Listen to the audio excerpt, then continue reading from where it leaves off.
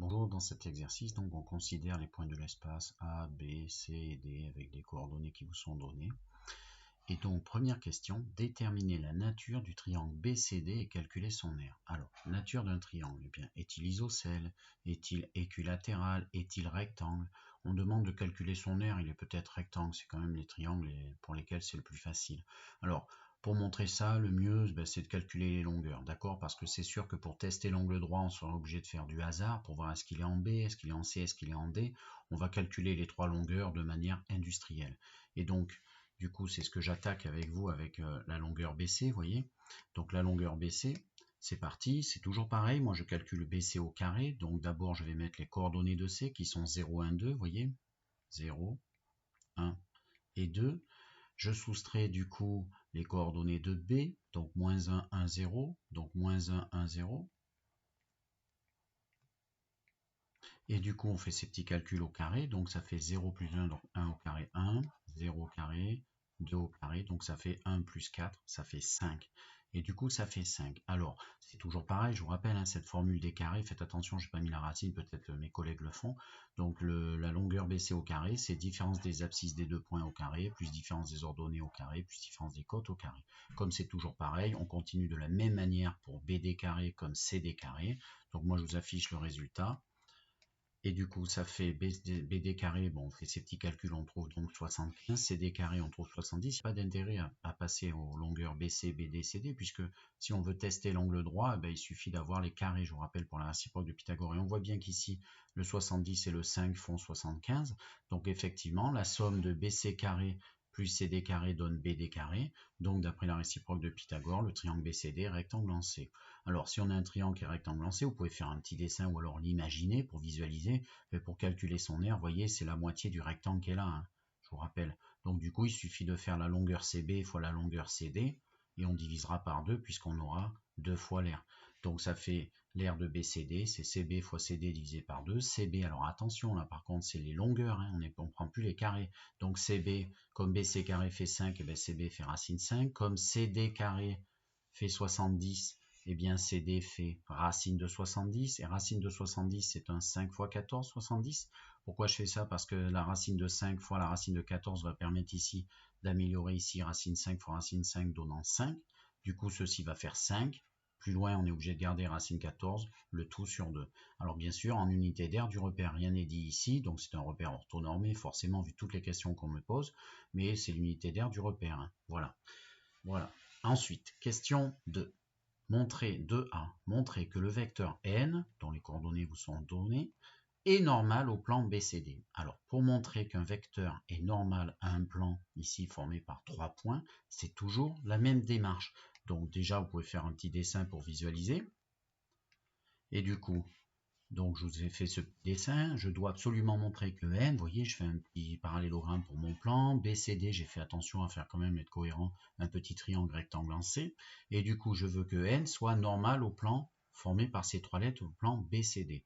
Alors c'est toujours la même démarche, et bien il faut qu'on montre que n, il est orthogonale à deux vecteurs non collinaires de ce plan. La méthodologie que je vous ai rappelée ici en vert. D'accord? Alors ici, moi, je vais prendre les vecteurs BC et BD et mon but, montrer que n est à la fois orthogonal à BC, puis après à BD. Pourquoi j'ai pris BC, BD? Stratégie. J'aurais pu prendre CD également ou D vers C, comme on veut. Il en faut deux non collinaires. Moi, j'ai pris BC, BD. La raison, elle est là. Regardez. C'est qu'ici, j'ai déjà utilisé les coordonnées du vecteur BC qui sont les résultantes de ces calculs-là. Et BD ici. Donc, ça va aller très vite. Donc c'est parti, je vais calculer n scalaire BC, on est d'accord, ça c'est l'abscisse de BC. Ça c'est l'abscisse de BD, la cote de BD. Donc c'est parti, je fais mes petits calculs en série des deux produits scalaires. Du coup ça fait n scalaire BC, n je recopie. BC, ben regardez c'est parti, ça fait 1, 0 et 2. Donc 1, 0 et 2 avec mon laser, suivez bien. Du coup le produit scalaire, moins 2 fois 1, plus 3 fois 0, plus 1 fois 2. Vous faites vos petits calculs et ça fait, au miracle, 0.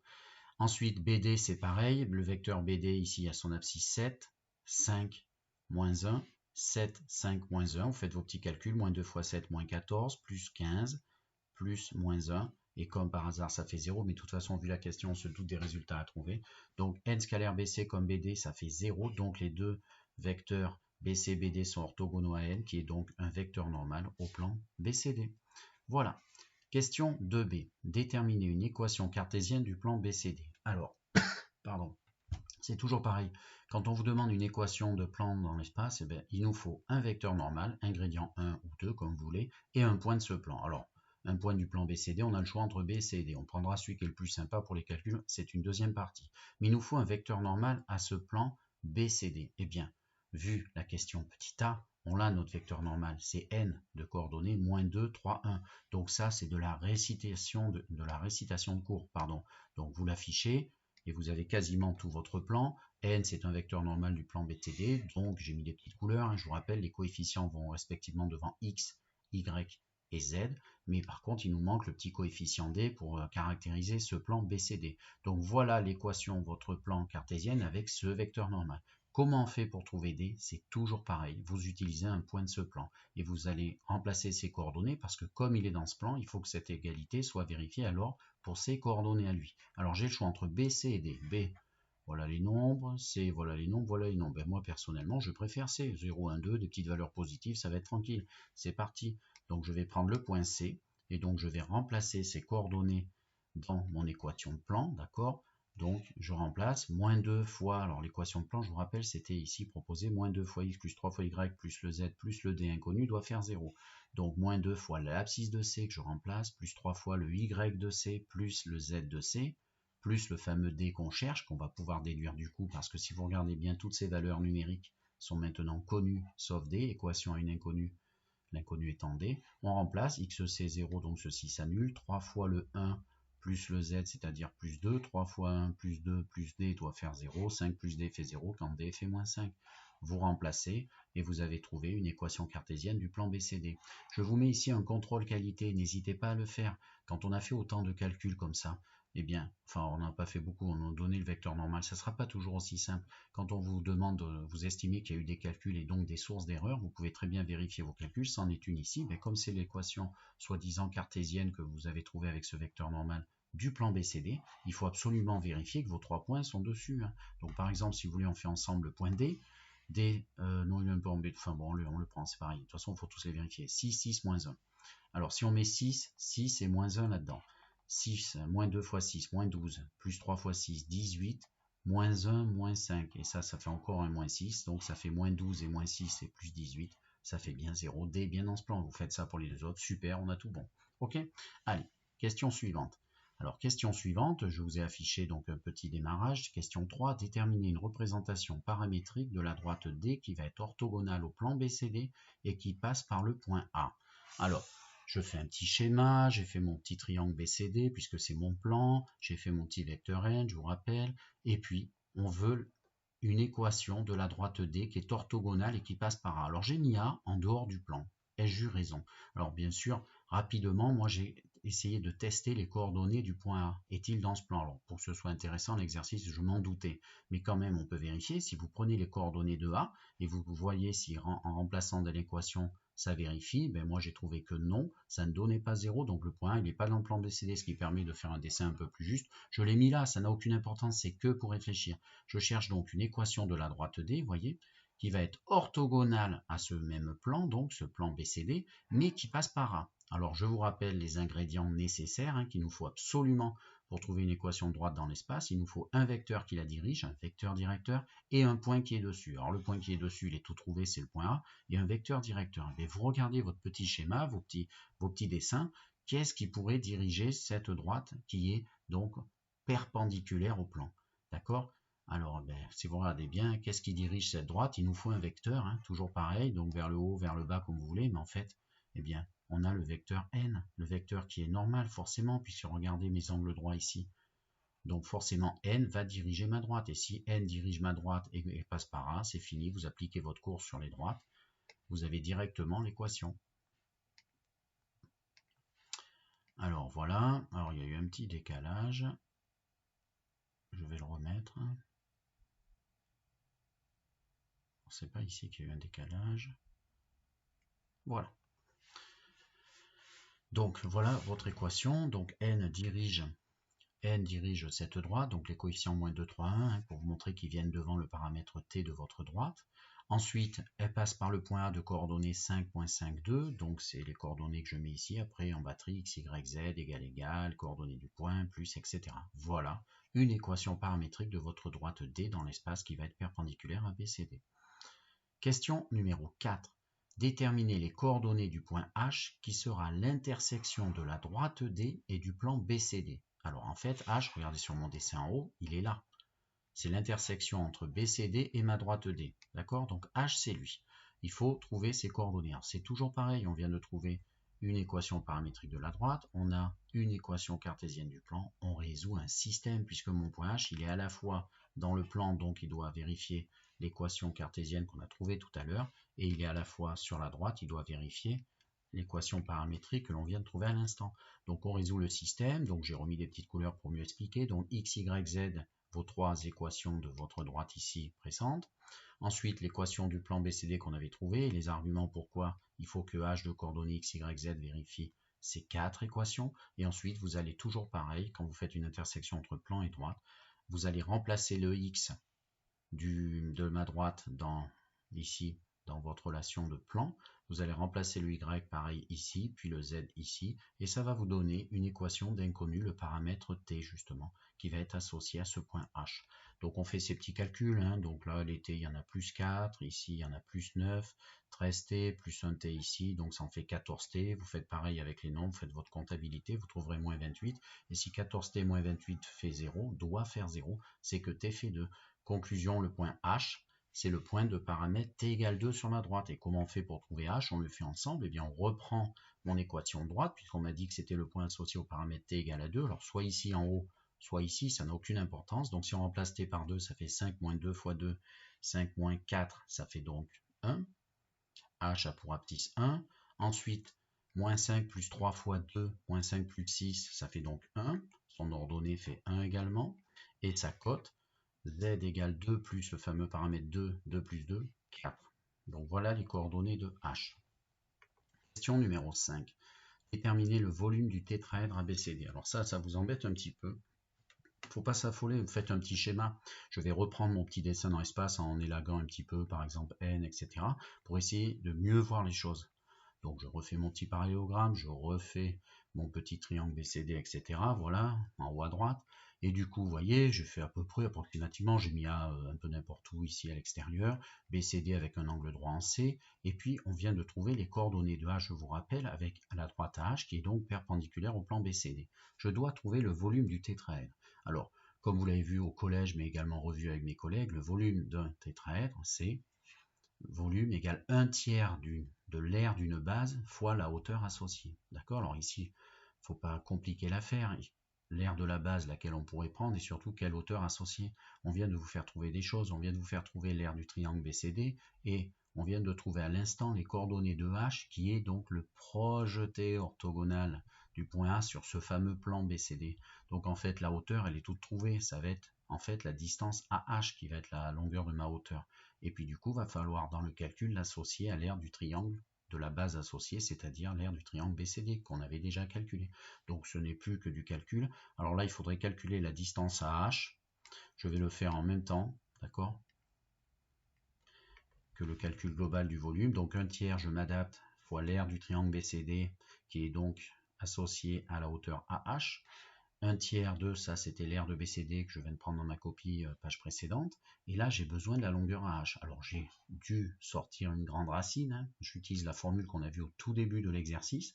Et donc ici, j'ai mis quoi? Les coordonnées de H. 1, 1, 4. Regardez ici, là, à gauche, avec mon laser. Donc 1, 1, 4 de manière industrielle. Moins, moins, moins, puis les parenthèses avec des carrés, d'accord? Et puis ici, eh bien, les coordonnées de A qui sont, qu'on doit enlever, 5, moins 5, 2. Donc 5, moins 5, donc plus 5 et 2.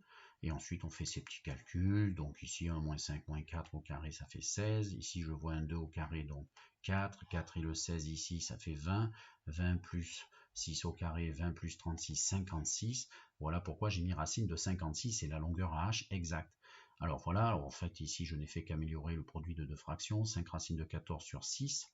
Et ici, racine de 56, ben oui, je vous fais remarquer, c'est un 14 fois 4, parce que c'est sympathique de faire apparaître ici racine de 14 fois racine de 4, parce que tout simplement, racine de 14 et racine de 14 se multipliant, eh bien ça va faire un 14. Du coup, qu'est-ce qu'il me reste? 5 fois ça, ça fait 14, d'accord?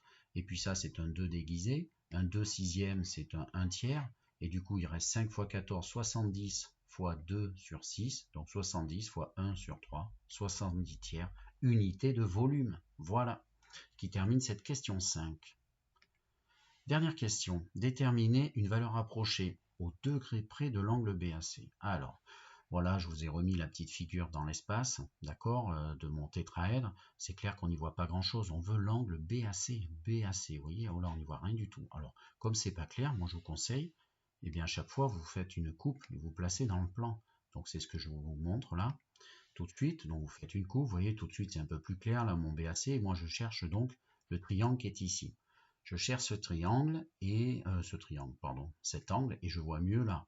Alors déjà, quand vous avez des degrés, on vous parle de degrés, d'angle, on est dans l'espace, c'est pas très clair. Pensez, réflexe, à évaluer un certain produit scalaire, d'accord? Et qui dit produit scalaire, il faut bien le choisir, parce que nous, ce qu'on veut, c'est l'angle BAC, d'accord? C'est celui-là. Donc, je vais évaluer le produit scalaire des vecteurs, vous voyez, et n'hésitez pas à calculer des produits scalaires. Donc, moi, celui de AB scalaire AC. Mais il faut, attention, je vous rappelle la méthodologie, quand on veut déduire des angles ou des longueurs avec des produits scalaires, il faut pouvoir calculer ce produit scalaire de deux manières. L'une qui aboutit et l'autre qui fait intervenir votre inconnu seulement. Attention, tout le reste doit être connu. Donc, en fait, il faut que je puisse calculer AB scalaire AC de deux manières. Alors, forcément, si on cherche cet angle, il faudra utiliser la formule du cosinus. Et par contre, il nous faudra connaître les longueurs AB et AC. Hein. Attention, une des deux méthodes que l'on va utiliser ici. Et les longueurs entre deux points, ben, ça tombe bien dans l'espace quand on a les coordonnées des points, ce qui est le cas. Nous, on a les coordonnées des 4 points AB, C et D.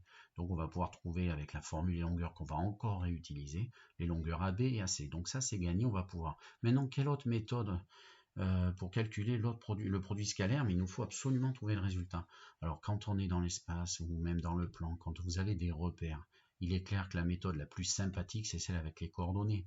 Quand vous avez les coordonnées des points intervenants, des points ici, donc A, B, C, puisqu'on veut AB scalaire AC, c'est parti. Donc là, c'est ce qui va le plus vite, donc je vous affiche à gauche. Du coup, on va évaluer AB scalaire AC de deux manières, donc forcément en utilisant la formule du cosinus. La première méthode, elle est avec les coordonnées.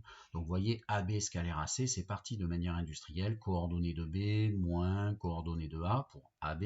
Scalaire AC, c'est pareil, attention, C ici, les coordonnées de C, moins, les coordonnées de A, faites attention au moins 5, là j'ai mis plus 5, et puis on fait ces petits calculs, moins 6 fois moins 5 plus 30, plus 6 fois plus 6 qui se cumule 36, et 0 moins 2 fois 0 qui s'élimine du coup, 0 fois moins 2, du coup 30 plus 36, ça fait 70, ça y est, j'ai fini, j'ai trouvé le produit scalaire. Maintenant, deuxième méthode, qu'il faut absolument, là par contre on n'a pas le choix, hein, si on veut l'angle, il faut absolument utiliser celle que je vous disais du cosinus, donc il faut avec le cosinus et du coup posséder les deux autres longueurs, donc je me lance dans le calcul de ces longueurs. AB au carré, vous voyez ce qui est sympathique, AB au carré, vous avez ici l'abscisse de AB, l'ordonnée de AB, la cote de AB, et du coup, ben, je n'ai fait que ces petits calculs. J'ai mis au carré les coordonnées de AB au carré, du vecteur AB, d'accord? Donc là, moins 6, il résulte que je l'ai pris ici, vous voyez, moins 6, plus l'ordonnée de AB, elle est ici, c'est-à-dire 6 au carré, plus c'est quoi ça? Ben, c'est la cote de AB au carré. Donc 6 au carré plus 6 au carré, 36 plus 36, 72, 72 plus 4, 76. Donc la longueur AB fera la racine de 76. Pourquoi je le déduis ici maintenant? Parce que dans la formule du cosinus, j'ai besoin pas de AB carré, mais de AB, attention. AC carré pour les mêmes raisons, donc je mets mes parenthèses, je viens d'ouvrir mes parenthèses au carré hein, quand j'ai fait cet exercice, et dedans j'attendais qu'une chose, c'était de glisser les coordonnées du vecteur AC qui en fait avait déjà été évalué ici à gauche avec vos coordonnées. Donc moins 5 au carré, ça fait 6 au carré, 2 moins 2, 0 au carré, voilà, vous faites vos petits calculs, 25 plus 36, ça fait 61, donc la longueur AC fait racine de 61. Et bien pour finir, AB scalaire AC fait donc le produit de ces deux longueurs fois le cosinus de l'angle situé entre, et du coup je ne fais que remplacer, et je trouve racine 76 fois racine 61 fois le fameux cosinus de cet angle, et c'est, attention, mais c'est mon inconnu. Et du coup, comme on a calculé méthode 1, méthode 2, le même produit scalaire, on peut déduire l'égalité. Donc c'est ce que je je vous fais afficher pour terminer cet exercice. Donc on déduit cette égalité que le produit scalaire que je viens de trouver avec le cosinus qui est ici à gauche doit absolument donner la même chose que le produit scalaire trouvé avec les coordonnées. Et donc ce calcul-là permet d'isoler cosinus de l'angle. Et donc cosinus de l'angle vaut 66 divisé par le produit de ces deux racines carrées. Vous mettez ça dans votre calculatrice et ensuite vous faites inverse cosinus ou cos moins 1, arc cosinus. Vous faites bien attention d'être en degrés dans vos pré-réglages de machine et vous trouverez un angle BAC d'environ 14,2 degrés. Voilà.